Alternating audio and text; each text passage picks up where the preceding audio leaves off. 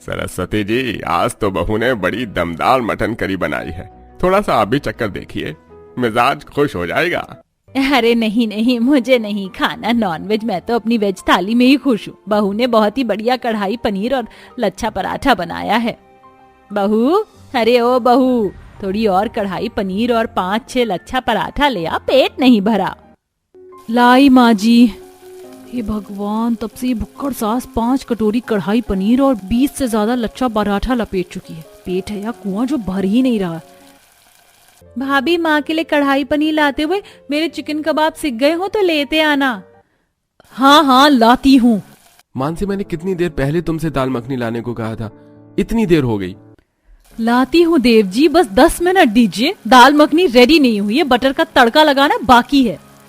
तभी मानसी को जलने की स्मेल आती, उसे याद आता कि उसने अंगीठी पर कबाब सेकने को रखा हुआ था जो कि जल चुका था।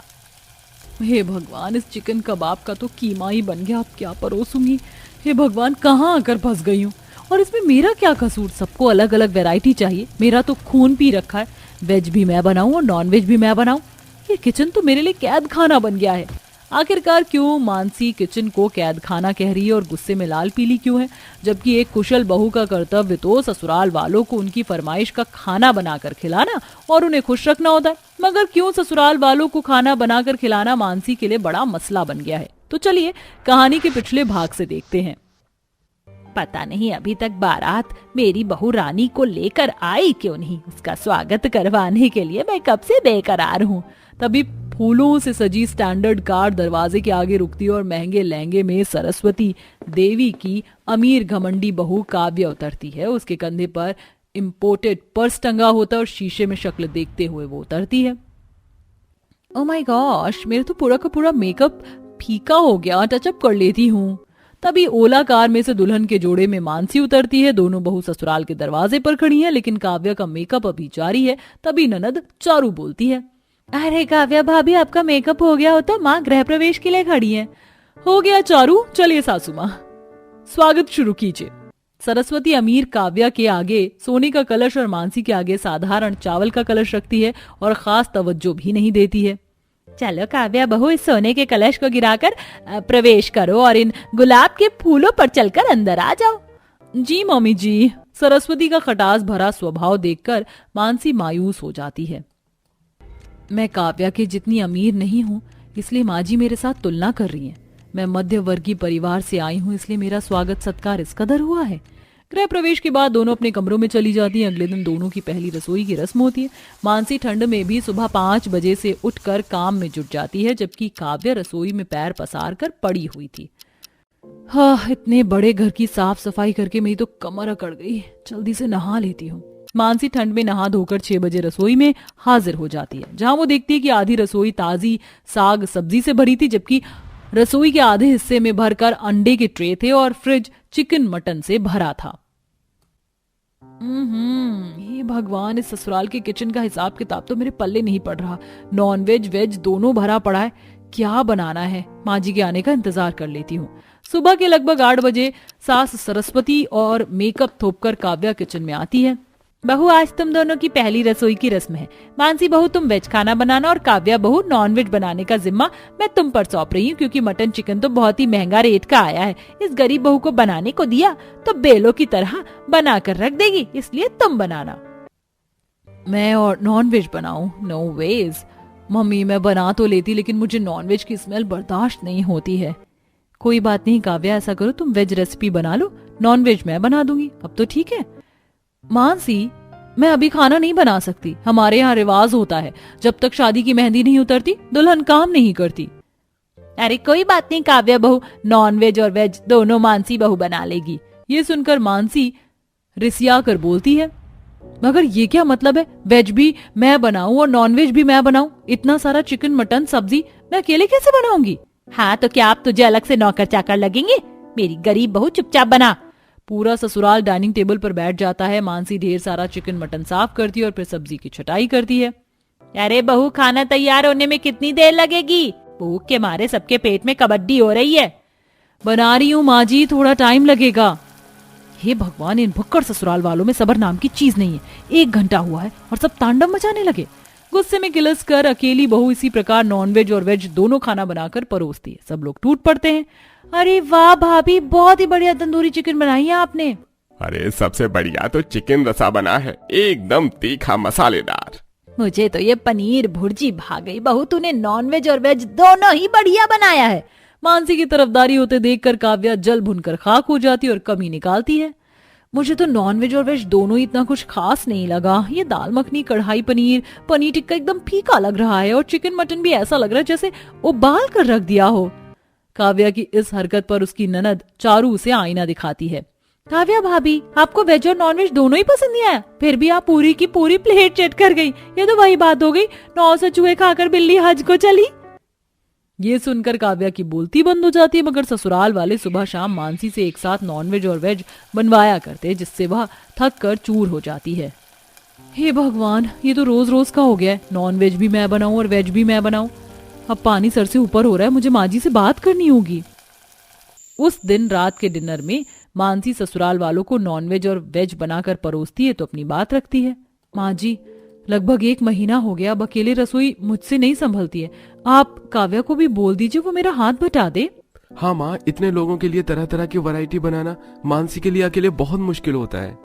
वाह ही वाह, ये जोरू के गुलाम की तरह अपनी बीवी का साइड ले रहे हैं आप, और तुम चुपचाप टंगड़ी कबाब तोड़ रहे हो। नितिन, कुछ बोलोगे भी? इसमें मैं क्या बोलूं काव्या? मानसी बहू, आखिर परिवार वालों के लिए नॉनवेज और चिकन तुम्हें अकेले बनाने में मसला क्या है? क्यों हाथ धोकर काव्या बहू के पीछे पड़ी हो? खाना तुम ही बनाओगी। सासू माँ, आज मेरे मम्मी पापा आ रहे हैं तो आप मानसी को बोल दीजिए अच्छा खाना बनाने को। मेरी नाक नहीं कटनी चाहिए। मेरी मम्मी को टंगड़ी, तंदूरी चिकन, चिकन कबाब, मटन करी, मटर पनीर, शाही पनीर पसंद है, तो सब बनाना, समझी? मानसी गुस्से में लाल पीली होकर फरमाइश लेकर किचन में लौटी और बर्तन पटकते हुए खाना बना दिए। तभी काव्या के माता पिता आ जाते हैं और मानसी को खातिरदारी भी करनी पड़ती है। बहुत ही लजीज मटन करी बनी है, मैं तो उंगलियां चाटता रह गया। थोड़ी और मिलेगी? हाँ, मैं मंगवाती हूँ पापा। मानसी, अरे मानसी, जल्दी से मटन करी लेकर आओ और गरम भाप निकलता लेके आना। मेरे दादी को ठंडा खाना खाने की आदत नहीं है। ला रही हूँ काव्या। तभी गर्मा गर्म मटन करी लेकर जाते हुए खौलती करी से मानसी का हाथ जल जाता है। माँ, मेरा हाथ कितना जल गया। इसके बावजूद घर वालों को कोई फर्क नहीं पड़ रहा। दर्द में आग बबूला होकर मानसी सबको बाहर आकर सुनाती है। कैसे दानव लोग हो तुम सब, बिल्कुल भी मुझ पर तरस नहीं आता। वेज भी मैं बनाऊं, नॉनवेज भी मैं बनाऊं और परोस कर भी दो। बावर्ची बनाकर रख दिया है, एक पल का आराम नहीं, मेरी जान के पीछे पड़ गए हैं। देव जी, मैं मायके जा रही हूँ। मानसी को जाते देखकर सब चिंता में आ जाते हैं। मानसी मत जाओ, सबके बदले मैं तुमसे माफी मांगता हूँ। अब तुम बिल्कुल अकेले खाना नहीं बनाओगी। चारू और भाभी को तुम्हारा हाथ बटाना ही होगा। इसी के साथ अंत में मानसी के हक में फैसला होता है, जिससे काम का भार आधा हो जाता है और वह अपने ससुराल में अच्छे से रहने लगती है। माँ जी, आपको ठंड लग रही है क्या? बहुत ठंड हो रही है। ठंड तो लग गई है। अगर हमारे पास हीटर होता तो शायद मुझे ठंड नहीं लगती, पर हम लोग इतने गरीब हैं कि हमारे पास एक हीटर भी नहीं है। उनकी तनख्वाह नहीं मिल रही। कंपनी में 6 महीने हो गए हैं। 6 महीने से किसी भी एम्प्लॉय को तनख्वाह ही नहीं मिली। इन 6 महीने में हमने बहुत गरीबी वाले दिन देखे हैं। वो दिन तो हमने काट लिए थे, लेकिन ये सर्द भरे दिन कैसे काटेंगे? अगर कंबल होता तो आपको थोड़ा सा आराम मिल जाता, लेकिन हमारे पास एक कंबल भी नहीं है। इन सर्दियों में बिना कंबल और हीटर के गुजारा करना बहुत मुश्किल हो जाएगा माँ जी। हाँ बहू, लेकिन अब हम लोग कर भी क्या सकते हैं? गरीब परिवार गरीब परिस्थितियों को देखते हुए बहुत मुश्किलों से अपना गुजारा कर रहा था। वहीं राजीव किसी तरह नौकरी करके पैसे कमाने की कोशिश कर रहा था, लेकिन उसके पास उस कंपनी के अलावा और कोई चारा भी नहीं था। आज तो हमें पैसे दे दीजिए, 6 महीने से आपने पैसे ही नहीं दिए। अरे पैसे तो अभी किसी भी एम्प्लॉय को नहीं मिले। यहाँ तुम क्या अनोखे काम कर रहे हो? हाँ, 6 महीने से बाकी भी तो एम्प्लॉय काम कर रहे हैं, तो तुम्हें हर महीने तनख्वाह की पड़ी क्यों रहती है? मालिक, मैं एक बहुत गरीब परिवार से हूँ। हम लोगों के पास गुजारा करने के लिए कुछ भी नहीं है। मेरी माँ की तबीयत ठीक नहीं है और बाबूजी गरीबी के चलते भगवान को प्यारे हो गए। लेकिन इस गरीबी के चलते मैं अपनी माँ को नहीं खोना चाहता। मुझे उनका इलाज भी करवाना है और अपने बच्चे और पत्नी को भी देखना है। अरे अभी तनख्वाह नहीं होगी, 15 दिन का और इंतजार करना होगा। इस तरह लाल किशन बात को टाल देता है। बेचारा राजीव मायूस होकर वहां से चला जाता है। घर आते वक्त उसे बहुत ज्यादा ठंड लगती है। उसके पास एक ठंड से बचने के लिए स्वेटर भी नहीं था। घर आकर देखा तो दोनों बच्चे ठंड से कांप रहे होते हैं। अरे श्वेता, बच्चों को कुछ पहनने के लिए नहीं दिया? क्या बच्चे इस तरह ठंड से कांप रहे हैं? आप ये कैसी बातें कर रहे हो? भला मैं बच्चों का ध्यान नहीं रखूंगी क्या? मैंने बच्चे को कपड़े पहनने के लिए दिए थे, लेकिन देखो ना, 6 दिन के कपड़े 1 दिन पहनने के बाद भी उन्हें ठंड लग रही है। गर्म कपड़े होते तो शायद ही परेशानी नहीं होती, ऊपर से ठंड बढ़ती जा रही है और पूरा घर ठंडा हो रखा है। बोल रही हो, इसमें तुम्हारी कोई गलती नहीं है, मेरी ही है कि मैं ऐसी जगह काम करता हूँ जहाँ मुझे मेहनत के पैसे भी नहीं मिल रहे। पिताजी, आपने हमारी यूनिफॉर्म भी नहीं खरीदी। आपको पता है मैडम ने हमें घर बैठने के लिए बोल दिया है। बेटा, मैं जानता हूँ तुम्हारे लिए यूनिफॉर्म बहुत जरूरी है, लेकिन फिलहाल इस ठंड से बचना बहुत जरूरी है। तुम दोनों यहाँ बैठो, मैं तुम्हारी ठंड से बचने के लिए कोई जुगाड़ करता हूँ। राजीव अपने घर से बाहर आता है और उसके बाद वो आसपास की जगह से लकड़ियां इकट्ठी करता है। लकड़ियों में से वो आग जलाकर घर में थोड़ी सी गर्माहट पैदा करता है। चलो बच्चों, यहाँ पर आ जाओ, अब तुम्हें ठंड नहीं लगेगी। राजीव ऐसा बोलकर उन्हें अपने पास बुला लेता है। थोड़ी देर उन्हें ठंड तो नहीं लगती, लेकिन जब आग धीमी होने लगती है तो फिर से वो ठंड से कांपने लगते हैं। पिताजी, ठंड तो अभी भी लग रही है, इस ठंड का हम लोग क्या करें? यही तो मुझे भी समझ में नहीं आ रहा कि आखिर इस ठंड से कैसे बचे। रात भर गरीब परिवार ठंड से कांपते हुए बिताता है। श्वेता से ये सब देखा नहीं जाता। कब तक आखिर, कब तक मैं ऐसे देखूं सभी को? मुझे अपने परिवार की ये परिस्थितियां अच्छे से नहीं देखी जाती। सभी ठंड से कांप रहे हैं और सभी को ठंड भी लग रही है। काश कि मैं कुछ ऐसा कर पाती जिससे अपनी परेशानियों का थोड़ा सा छुटकारा मिल जाता। अगर मैं कहीं नौकरी कर लूं तो शायद ये परेशानियां कम हो सकती हैं। अगले दिन जब सवेरा होता है तो श्वेता सुबह समय पर उठती है। बचे हुए राशन से वो सभी को नाश्ता करवाती है, जिसके बाद वो काम ढूंढने के लिए निकलती है। माँ जी, मुझे ये गरीबी देखी नहीं जा रही, इसलिए मैं नौकरी ढूंढने के लिए जा रही हूँ। बहू, अगर मैं बीमार न पड़ती तो तुम्हें नौकरी ढूंढने की जरूरत नहीं पड़ती। मैं जानती हूँ तुम अपने पति का थोड़ा सहारा बनना चाहती हो। भगवान करे तुम्हें कहीं अच्छी जगह नौकरी मिले और तुम इस घर के लिए कुछ कर सको। श्वेता ने अपने मायके में पहले ही गरीबी देखी थी, अब वो अपने ससुराल की गरीबी को मिटाना चाहती थी। इसी के चलते उसने सबसे बड़ा कदम लिया, उसने नौकरी ढूंढना शुरू कर दिया। लेकिन नौकरी ढूंढना भी कोई आसान बात नहीं थी। वो कई सारी कंपनियों में बात करने गई, लेकिन कहीं भी उसे नौकरी पर नहीं रखा। आखिर में जाकर उसे गांव की बड़ी बड़ी कोठियों में बर्तन सफाई का काम मिला। मालकिन, मेरा सारा काम कर दिया है मैंने, अब मैं दूसरे घर पर काम करने जा रही हूँ, कल समय पर आ जाऊंगी। श्वेता को कांपते हुए देख उसकी मालकिन को बहुत बुरा लगता है। वो उसे जाने से पहले रोक लेती है। तुम ठंड से बहुत कांप रही हो, क्या तुम्हारे पास एक स्वेटर भी नहीं है? लगता है तुम बहुत गरीब परिवार से हो। मेरे पास एक पुरानी स्वेटर रखा है, मैं तुम्हें दे देती हूँ, उसे पहन लेना, इससे तुम्हारी परेशानी थोड़ी कम हो जाएगी। सुशीला एक स्वेटर लाकर श्वेता को दे देती है। आपका बहुत बहुत धन्यवाद मालकिन। श्वेता स्वेटर पहनकर घर आ जाती है और तुरंत ही उतार कर अपनी सास ममता को पहना देती है। माँ जी, अभी तो मेरे पास आपके लिए स्वेटर खरीदने के लिए पैसे नहीं हैं, लेकिन जब मुझे तनख्वाह मिलेगी तो मैं आपको एक स्वेटर लेकर जरूर दूंगी। फिलहाल आप इसी से काम चला लीजिए। बस मेरी एक बार तनख्वाह आ जाए, उसके बाद मैं एक कंबल और एक हीटर भी ले आऊंगी, जिससे हमारी सारी परेशानियां खत्म हो जाएंगी और ये ठंड भी आराम से बीत जाएगी। श्वेता इसी तरह कड़ी मेहनत करती है। वो सुबह भी ठंड में घर के सारे काम करके निकलती और उसके बाद ठंडे पानी में ठंड से कांपते हुए काम करती। उसे बहुत ठंड लगती है, लेकिन वो ठंड को जरा भी नहीं देखती। अरे, मैंने तुम्हें एक स्वेटर दिया था, तुमने इस स्वेटर का क्या किया? कहाँ छोड़ाई हो स्वेटर को? मेरी माँ जैसी सास बहुत बीमार है, इसलिए मैंने वो स्वेटर उन्हें ही दे दिया। मुझसे ज्यादा तो उन्हें जरूरत थी स्वेटर की, इस ठंड में उन्हें और ज्यादा परेशानी न हो जाए।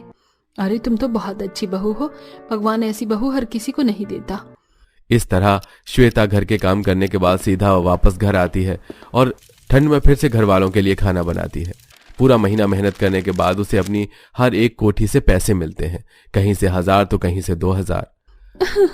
मुझे तो यकीन ही नहीं हो रहा कि मेरी मेहनत के पैसे मुझे मिल गए। आखिर महीनों के काम करने के बाद जब आखिरी में पैसे मिलते हैं तो उसकी खुशी अलग ही होती है। और मुझे सबसे ज्यादा इस बात की खुशी है कि मैं सबसे पहले इन पैसों से एक हीटर और एक कंबल खरीदूंगी। श्वेता पैसों को लेकर बाजार में जाती है और बाजार में जाने के बाद वो सबसे पहले एक दुकान से एक हीटर खरीदती है। साथ में दूसरी दुकान से वो एक गर्म कंबल खरीदती है। बहन जी, कंबल आपका 1500 का है। कंबल खरीदते हुए श्वेता की आंखों में आंसू होते हैं। इस कंबल की कीमत बस मैं जानती हूँ, मेरे लिए ये बहुत अनमोल है, आप बस दे दीजिए। पैसे देकर वो कंबल खरीदती है और हीटर को लेकर अपने घर लौट आती है। दोनों बच्चे कंबल को देखकर बहुत खुश होते हैं। अरे वाह माँ, आप तो सच में हमारे घर में एक कंबल और एक हीटर लेकर आई हो। एक बार इसे जलाकर दिखा दो ना माँ। हाँ क्यों नहीं, अभी दिखाती हूँ तुम्हें जलाकर।